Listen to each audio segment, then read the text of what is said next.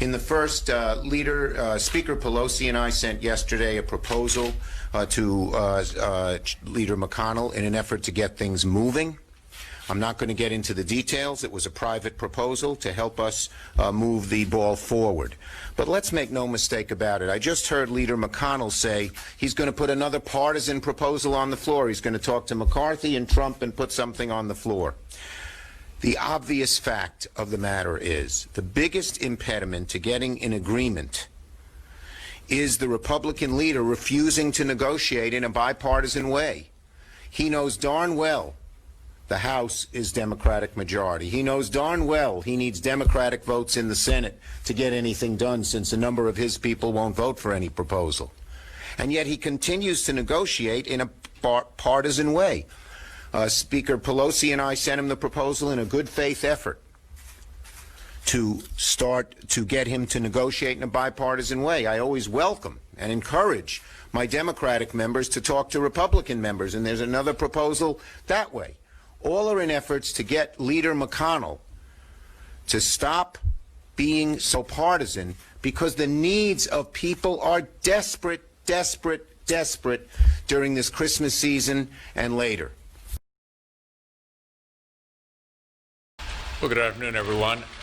We just had a lunch meeting by conference call this time, aware of the growing concern about the rise of coronavirus, and we adjusted our meeting to reflect our concern about it being extra safe in conducting what we believe is essential work for the American people.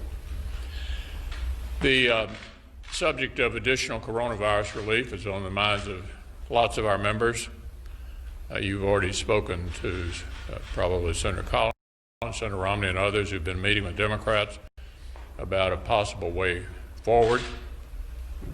We received a proposal through a letter from Speaker Pelosi and Senator Schumer last night.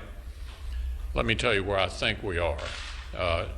Leader McCarthy and I have been in discussions with the Secretary of the Treasury and the President's Chief of Staff to try to ascertain what the President would actually sign into law. And I think we have a sense of what that is. I laid that out in the call that we had just a little while ago.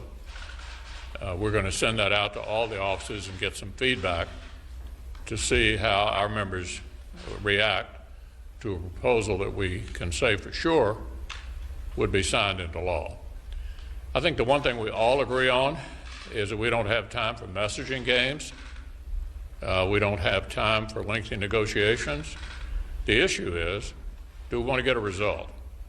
And I like to remind everybody that the way you get a result is you have to have a presidential signature. So I felt the first thing we needed to do is to find out what the President would in fact sign. We believe we've got the answer to that. We're vetting that on our side, and then we'll let you know later whether we think there's any way forward. But certainly we know we can say, I hope, that this is something that would be signed into law by the President, be done quickly, deal with the things that we can agree on now. And I think we all know that after the first of the year, there's likely to be a discussion about some additional package of some size next year, depending upon what the new administration wants to pursue.